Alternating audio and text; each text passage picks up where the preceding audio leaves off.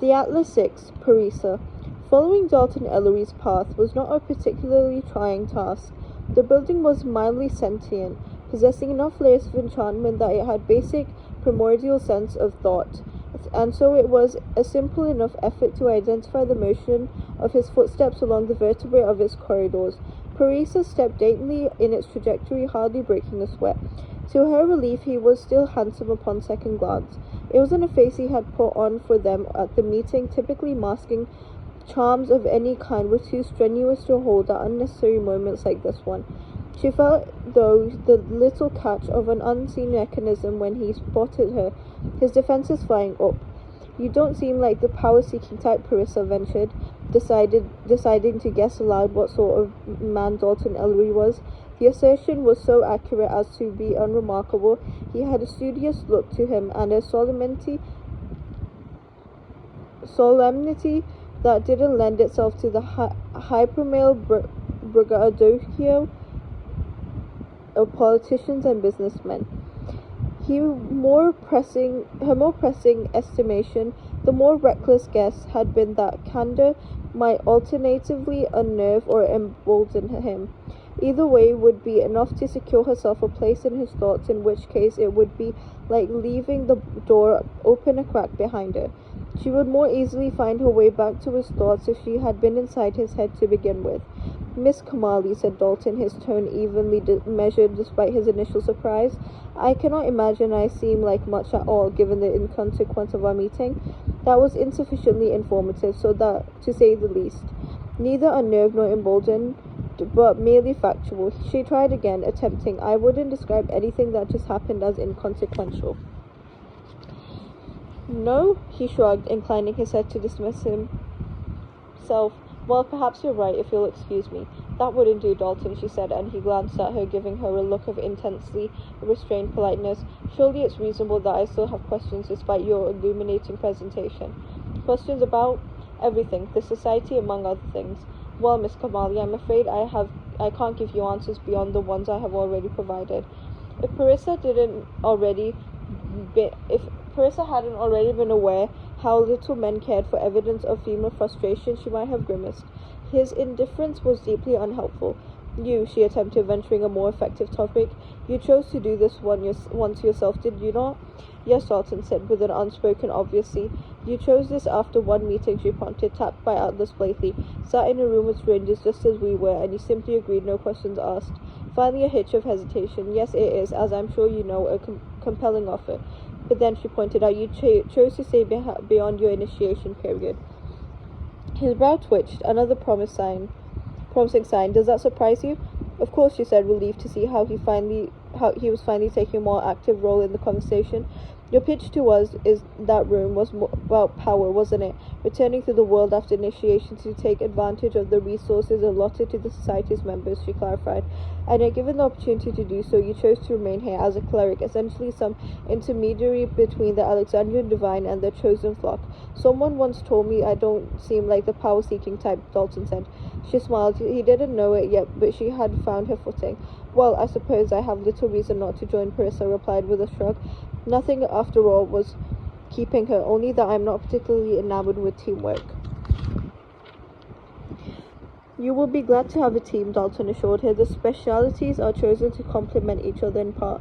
3 of you specialize in physicalities, while the other 3... So you know my specialty, then." He smiled grimly. "Yes, Miss Kamali. So I suppose you don't trust me." "Habitually, I refrain from trusting people like you," said Dalton. That, Parisa thought, was rather telling.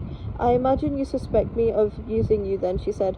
His response was a wry half-smile, with a clear enough translation. "I'd know better than to answer that." "Well," she said, "then I suppose I'll have to prove you wrong." He gave her another curt nod. "Best of luck to you, Miss Kamali," he said. "I have very high hopes for you." He turned around to head for the corridor when Parisa reached for his arm, catching him unaware just long enough to draw herself up on her toes, bracing her palms on his chest. There would be the slightest pulse of contemplation here. The hardest work was managed in the moments before a thing was accomplished. The promise of her breath on his lips, the angle of which he viewed her dark eyes overlarge, and the way he would gradually become conscious of her warmth. Would smell her perfume now and catch hints of it again later, wondering if she had rounded a nearby corner or recently been in a room. He would catalogue the sensation of her smallness in the same incongruous moment he registered the pressure of her presence. The immediacy of her, the nearness, would momentarily unsettle him. In that moment, lacking the presence of mind to recoil, he would permit himself to imagine what might happen next.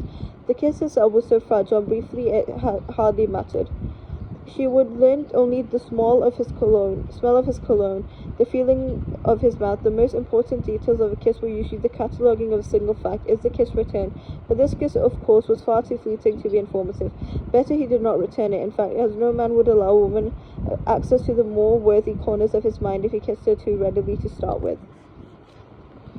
Sorry, she said, removing her hands from his chest. Balance was a delicate matter. The sending of her desire forward was also tearing herself physically away. Those who did not believe this to be a dance had not undergone the choreography long or devotedly enough. I'm afraid it cost more energy than I care to expend, she murmured, preventing myself from doing that. Magic was an energy they all knew better than to waste. On some level, she knew he would relate.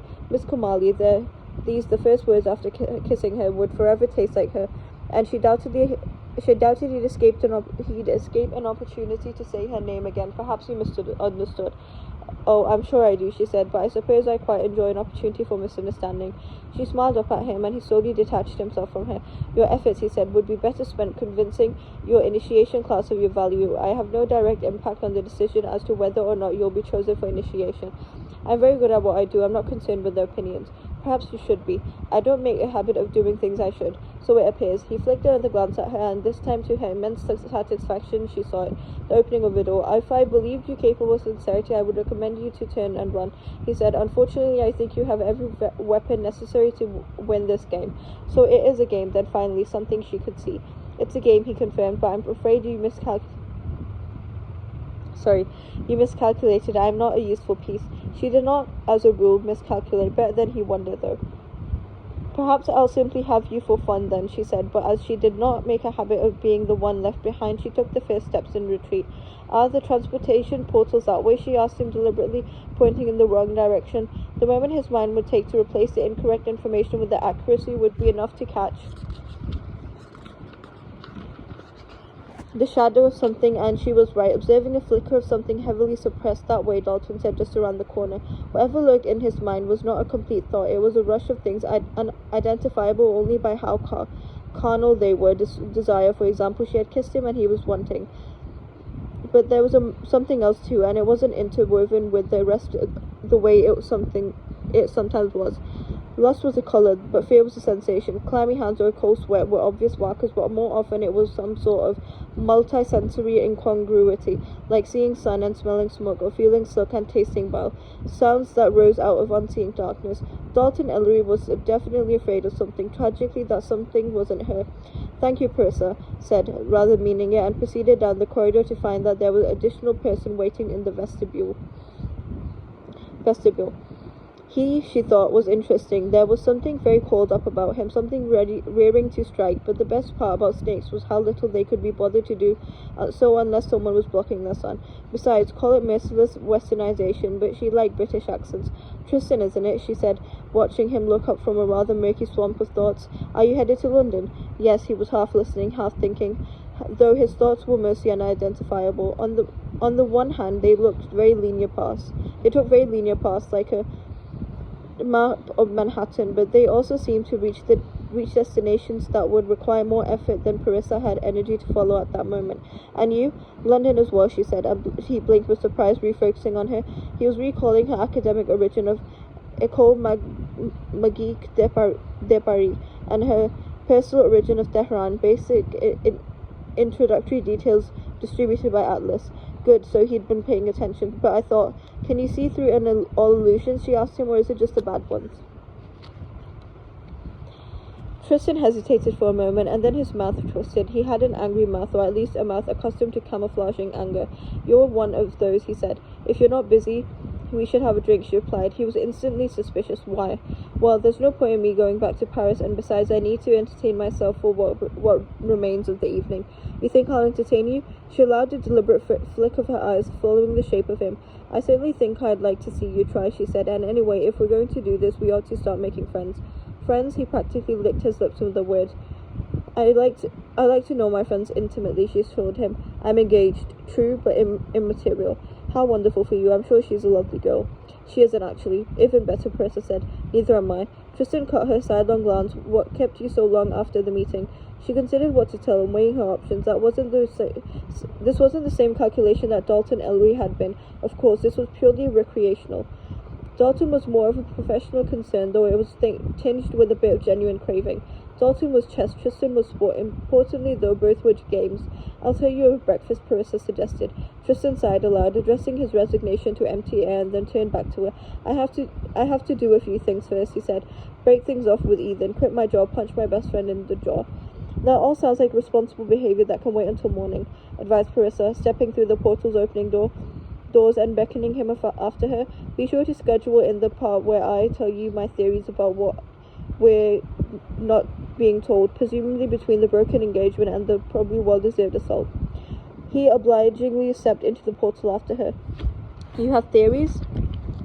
She pushed the buttons for London, don't you? They exchanged a glance, both smiling at the portal confirmed King's Cross Station, London, England, United Kingdom. Why me, said Tristan. Why not, said Parissa. It seemed they were like-minded. She was inexperienced with collaboration, but felt that it was an important qualification for teamwork. I could certainly use a pint, Tristan said, and the doors closed, delivering them to the remainder of their evening.